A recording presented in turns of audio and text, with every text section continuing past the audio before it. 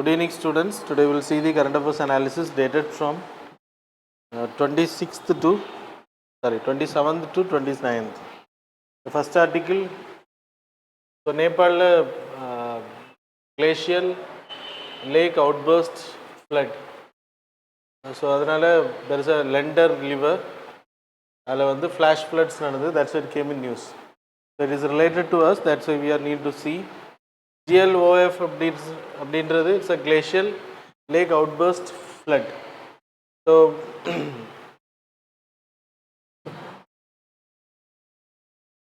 there will be a glaciers.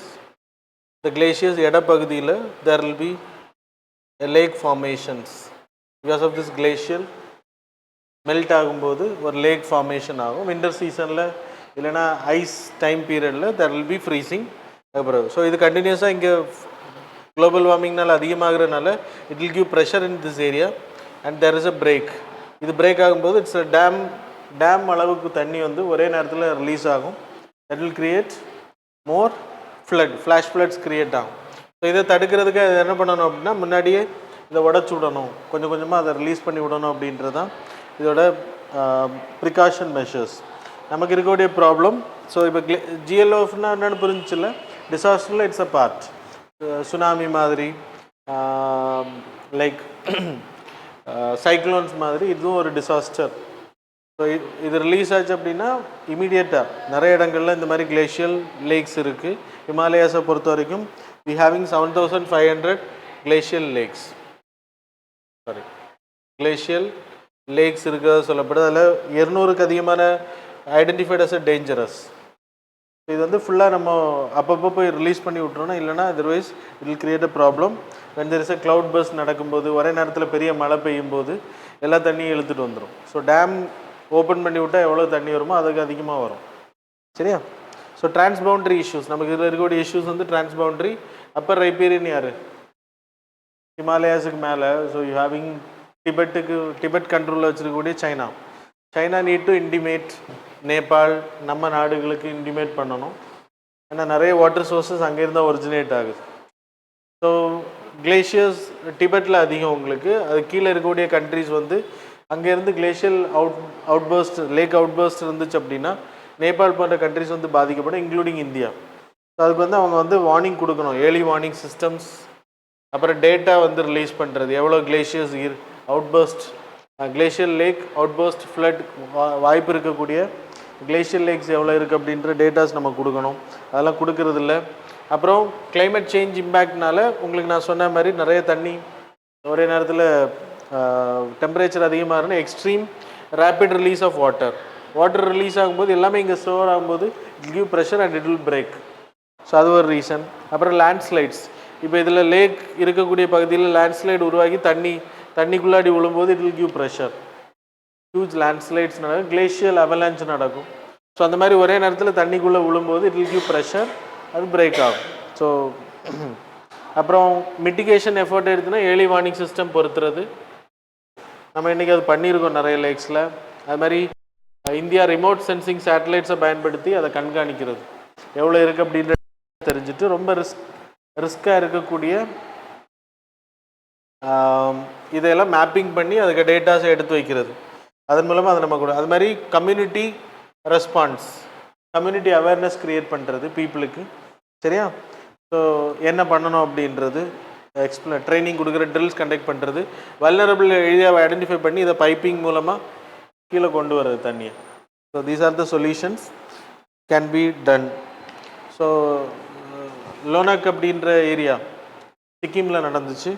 அந்த மாதிரியான விளைவுகள் வரும்போது we are learning but we need to make precautions. Parivar சகத்யா Yojana அப்படின்ற ஒரு யோஜனா லான்ச் பண்ணி அண்டர் தி நால்சா ஸ்கீம். நால்சான்றது national legal services authority. 1987 it was created. So this is an act. So by this we having a national legal service authority committee in Supreme Court. அப்புறம் ஹைகோர்ட்டில் இருக்குது, டிஸ்ட்ரிக்டில் அது மாதிரி ஸ்டேட்டில் we having legal services committee are there. So Supreme Court CJ is a patron chief. அப்புறம் senior advocate is a chairman for the executive chairman for this group. அது மாதிரி ஹைகோர்ட்டில் எல்லா ஹைகோர்ட்டோட தலைமை நீதிபதிகளும், அது மாதிரி டிஸ்ட்ரிக்ட் கோர்ட் தலைவர். ஸோ இதோட ஒர்க் என்ன அப்படின்னா ஏழைகளுக்கு நீதி வழங்குறது. Under article 39A of DPSP. அது தெரியும். 39A எங்கே இருக்குன்னு, அந்த national legal service authority created by this act. என்ன ஆர்டிகிள் என்ன சொல்லுது? Provide free and legal aid for the under privilege, இல்லைன்னா poor people, welfare of the poor people. அதுக்காக கொடுக்கப்படணும், அவங்களுக்கு லீகல் சர்வீசஸ் கொடுக்கப்படணும். அதன் அடிப்படையில் இன்றைக்கி கம்மியான ரேட்டில் கொடுத்துருக்கோம். Free for women children. அதெல்லாம் எழுத டைம் இல்லை, so I am going fast. So women children, அப்புறம் யாருக்கெல்லாம் ஃப்ரீ அப்படின்ற industrial workers, SC ST, they can display it, person with disabilities, industrial workers, victims of disaster like acid victims, human disaster, natural disaster, அப்புறம் human disasterல பாதிக்கப்பட்டவங்க, person in custody, economically weakers, below அந்த 1 lakh worth அந்த case இருந்துச்சுன்னா, supreme கோர்ட்னா 5 லட்சம் worth அந்த case இருந்துச்சு அப்படின்னா இதுக்கு வந்து ஃப்ரீ லீகல் எய்டு வந்து நம்ம அவைல் பண்ணிக்க முடியும். இது கொடுக்குறது. இப்போ எதனால் இது நியூஸில் வந்திருக்குன்னா, வீர் பரிவார் சகித்ய யோஜனா. இது அண்டர் திஸ் டிஃபென்ஸ் பீப்புளுக்காக, டிஃபென்ஸில் ஒர்க் பண்ணுறாங்கல்ல, மிலிட்ரி, நேவல், அப்புறம் லைக் ஏர்ஃபோர்ஸில் ஒர்க் பண்ணுறவங்களுக்கு, அவங்களுக்கு ஏதாச்சும் டிஸ்பியூட் இருந்துச்சுன்னா related to matrimonial, that is civil category, service related, அவங்களோட ப்ராப்பர்ட்டி ஏதாவது டிஸ்பியூட்ஸ் இருக்குது, லீகல் அசிஸ்டன்ஸ் வந்து இதில் கிடைக்கிறோம். அப்புறம் டிஃபென்ஸ் ஒர்க் பண்ணுறவங்களுக்கு மட்டும் இல்லை, அவங்க family members, ex service people, அவங்களுக்கு எல்லாமே வந்து ஃப்ரீ லீகல் எய்டில் வந்து கொடுக்குறாங்க. That's why it came in news. சரியா? இந்த ஸ்கீம் ஞாபகம் வச்சுக்கோங்க. Then internal complaint committee, there is an article related to the prohibition of, இல்லைனா prevention and prohibition of sexual harassment at work places. There is a sexual harassment at work place act, POSH அப்படின்னு சொல்லுவோம். There is an act 2013 it was created. This act provides for protection of women employees. சரியா? எம்ப்ளாயீஸை வந்து protect பண்ணுறதுக்காக 10க்கு மேலே ஒரு நிறுவனத்தில் பெண்கள், 10க்கு மேலே நிறுவனத்தில் வேலை ஆள் இருக்காங்க அப்படின்னாலே there will be internal complaint committee. Internal complaint committee will have women members, 50% members வந்து உமன். இதில் தலைவராக இருக்கிறது உமனாக இருக்கணும், பெண்களாக இருக்கணும். அப்புறம் NGO person will be there, ஒரு person from outside. The composition presiding officer, that should be a woman.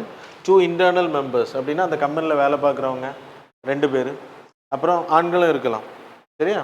2 பேர், அப்புறம் எக்ஸ்டர்னல் மெம்பர்ஸ் ஒரு ஆள். இதில் 50% வந்து பெண்களாக இருக்கணும். அப்புறம் சேர்மேனும் பெண்களாக இருக்கணும். அப்புறம் இது செக்ஷுவல் ஹராஸ்மெண்ட் ரிலேட்டட் கம்ப்ளைண்ட் வரும்போது அதை என்கொயரி பண்ணுறதுக்கான சிவில் கோர்ட்டுக்கான அதிகாரம் அவங்களுக்கு இருக்குது.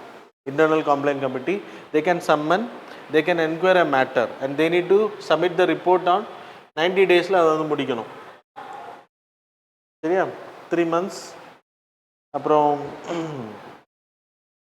they can refer this matter to FIR also.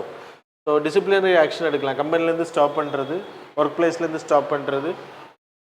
அப்புறம் employer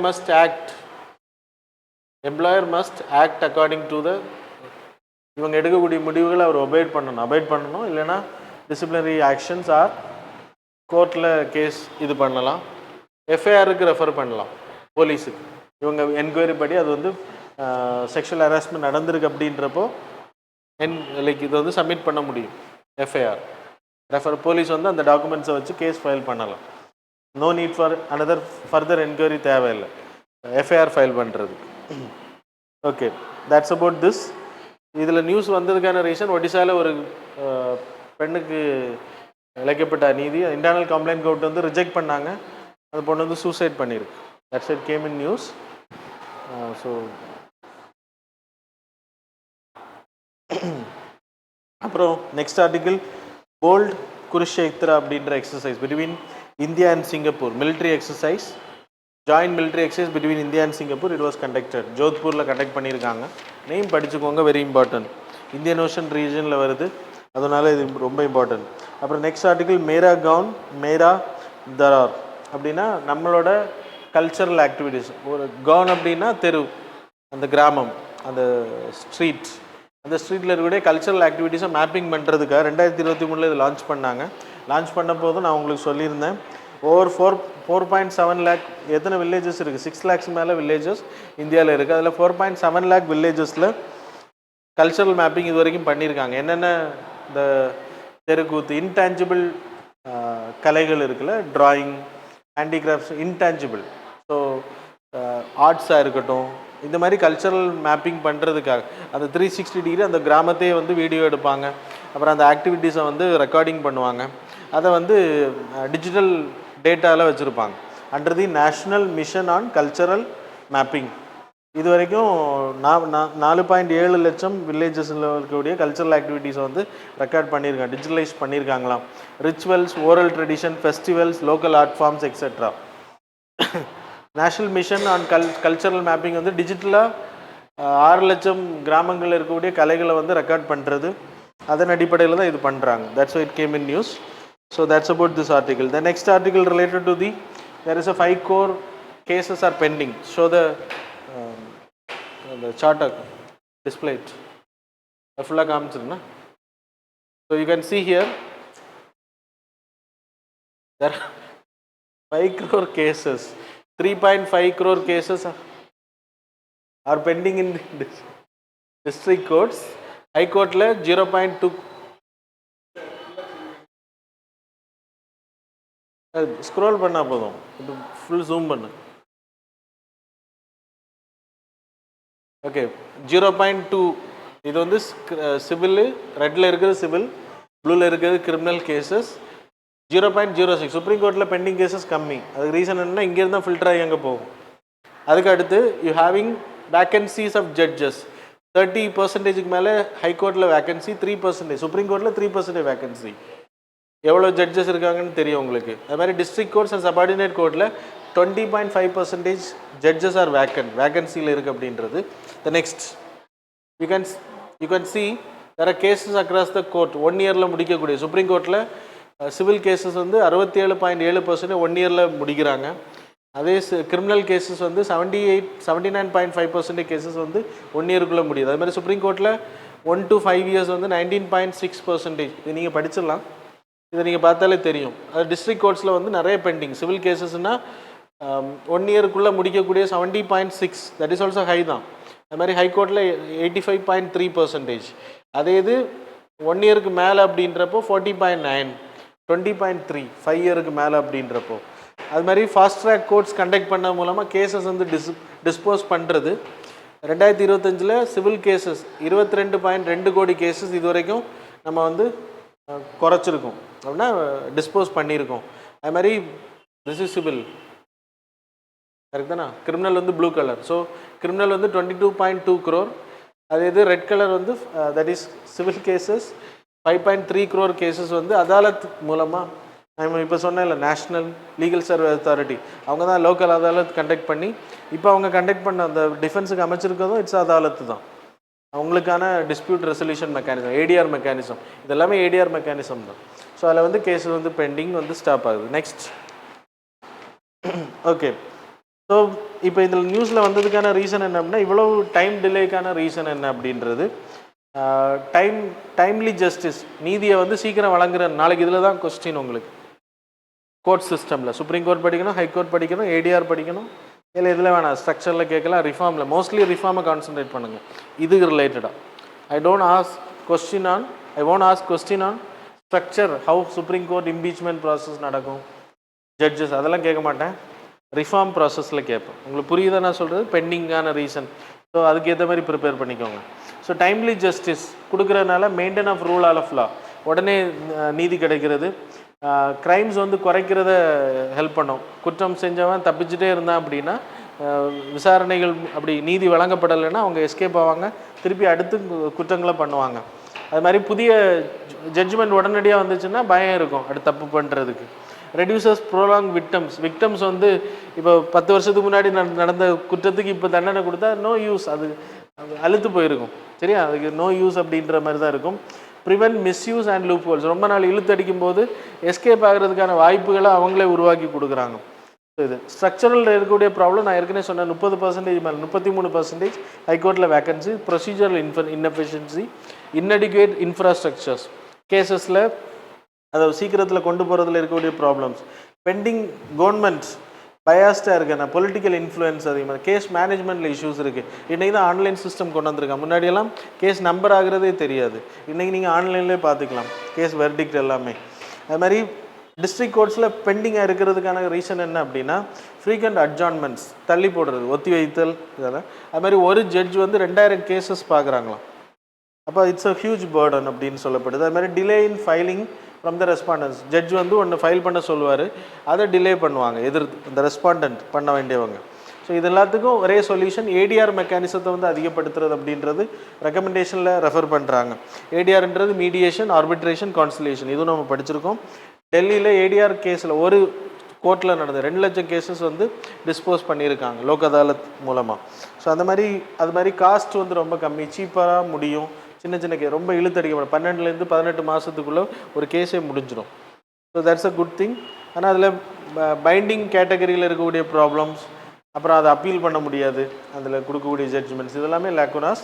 so that's about the articles. Now we will move on to the MCQs. Question number 1. Consider the following statements regarding the Financial Inclusion Index. Statement number 1. It has been conceptualized as a comprehensive index incorporating details of banking, investments and finance sector. Statement number 2. It has been constructed 2021-22 as a base year. So which of the statements given above are correct? Options are A 1 only, B 2 only, C both, D neither. Question number 2. Consider the following statements regarding the Henley Passport Index.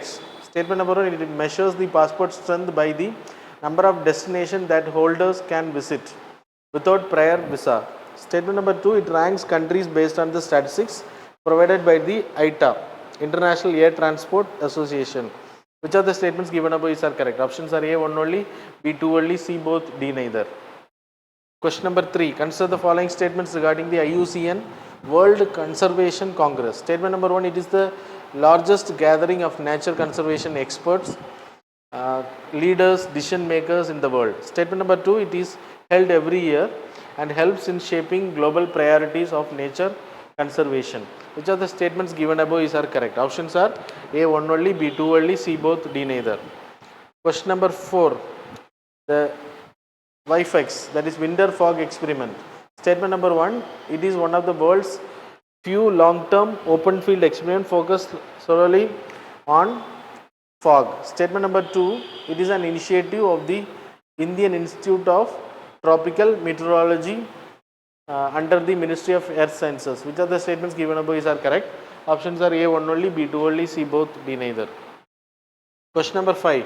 With reference to the Codex Alimentarius Commission, consider the following statements. Statement number 1. It is an international food standard setting body. Statement number 2. It was established jointly by FAO and World Health Organization. Statement number 3. It has its headquarters in Bern, Switzerland. How many of the statements given above are correct? Options are A only 1, B only 2, C all the 3, D none of the above. That's all. Now we will see the answers for the previous. Question number 1, answer is B.